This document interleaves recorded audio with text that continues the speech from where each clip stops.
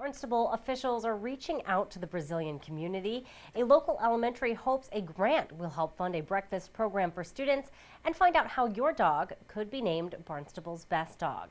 These stories and more on this episode of Barnstable Today. It's Monday, April 13th, 2015. I'm Sarah Mannel.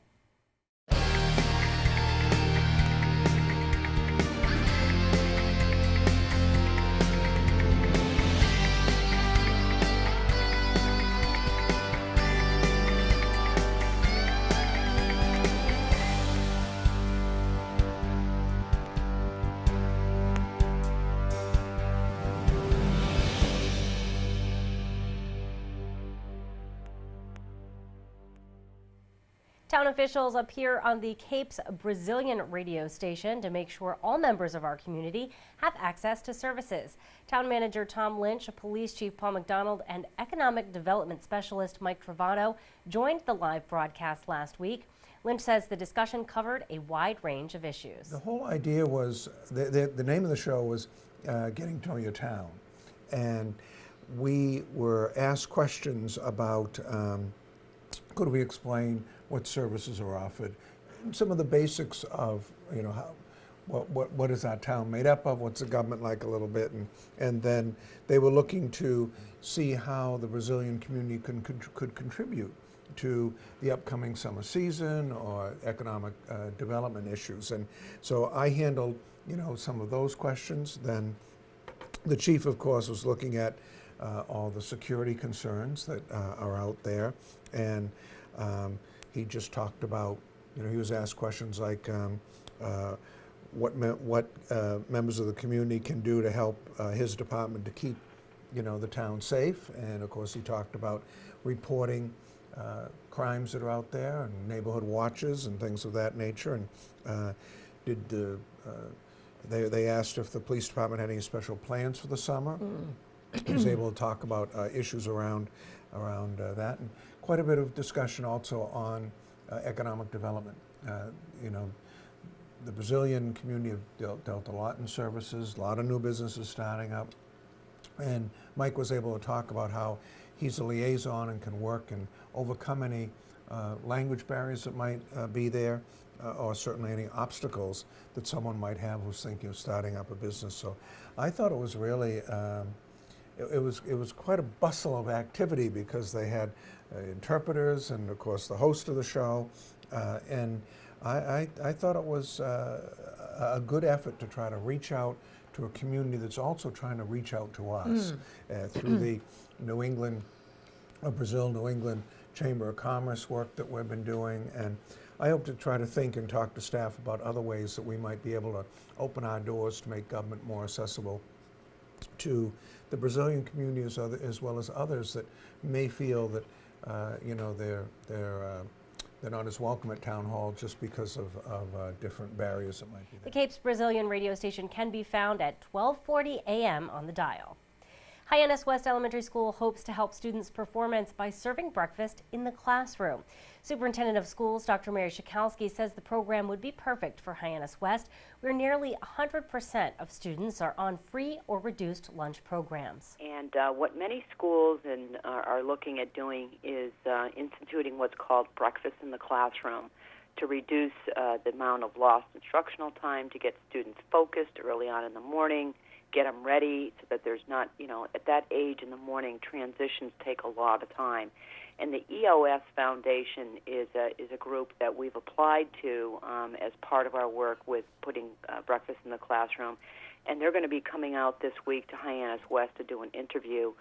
Many schools have looked at this notion of breakfast in the classroom, beginning with our most young children, and it's been very well received. So Hyannis West is sort of our kickoff to that. Obviously, the facilities department is on board, the maintenance department is on board, because once again, students eating in classrooms, we need to make sure they're clean. So it's a real collaborative effort. We're looking forward to learning more about how this program is going to work. And like I said, I know at Hyannis West, if you were to go there now in the morning, all the children are in the cafeteria eating breakfast. And I think it will reduce the transitions and it will get students more focused and ready to learn. The Breakfast in the Classroom program has been successful in many Massachusetts school districts, including Brockton, Revere, Salem, and Worcester. Each year, the town clerk's office uses a contest to remind residents that it's time to register your dogs. To tell us more about Barnstable's Best Dog Contest, I talked with licensing clerk Sue Maffey. I'm here with Sue Maffey, licensing clerk for the town of Barnstable. Thank you so much for joining us. We have a lot to talk about today. First, I want to talk about a really exciting contest, and this is a way to remind everyone that it is now time to register your dogs with the clerk's office. So you have, how long has this Barnstable's Best Dog Contest gone on, Sue? Oh, we started it in 1998, just something fun to do for the office. So fun. So what happens is people come in and submit, when they register their dogs, they're able to submit a picture of their dogs. Well, we ask them now to send them in by probably tax day, around April 15th, because we start selling the tags the first week of May. So if they send them in a couple of weeks before, we number them all, put them on a wall, and people come in and vote for them. And then the weekend, the Friday before we start selling them, we count up all the ballots and see who won. And then what, when you win, or if someone is to win the Barnstable's Best Dog Contest, what do they win? They win the #1 tag.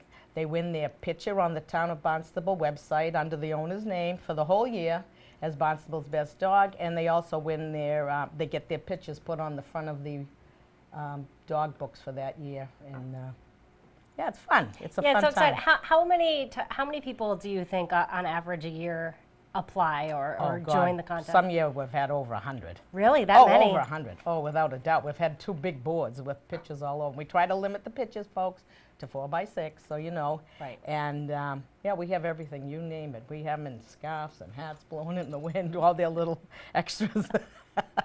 It's fun. It's hard. It's hard to vote. I know. People. Anyone can stop by and vote. Yeah.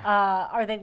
I think they're limited to 1 vote a day. Or Well, we like them to say 1 vote a day, and we use our own ballots so they can't stuff the ballot box and bring anything in. But we're gonna.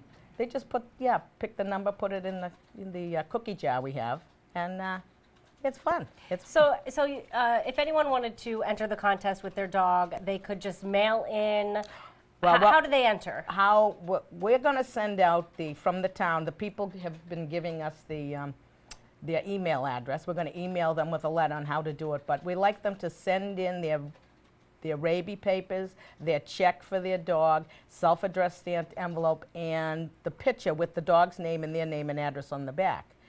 Send it all in at once, and we put all the pictures up. And if your dog wins, you get your money back and the free #1 tag and the picture on the web. Oh, that's cool. I didn't know that. That's wonderful. So to enter a dog or to get just to get the license is $7 a dog. Is that It's is that right? $7 if they're neutered, $10 if they're not. And just send in your updated rabies and proof that they are neutered or spayed, and a self-addressed stamped envelope to mail it back, and your check made out to the town of Barnstable. And you can come in and do it over the counter too, but 90% of our customers now do it by mail. Yeah, probably just easier than leaving the house. Yeah. Well, thank you so much for stopping by and telling us more about Barnstable's Best Dog Contest. I really appreciate it. Fun time. A lot of different dogs. Yeah. Can't wait to see the pictures as they start to go up. Yeah.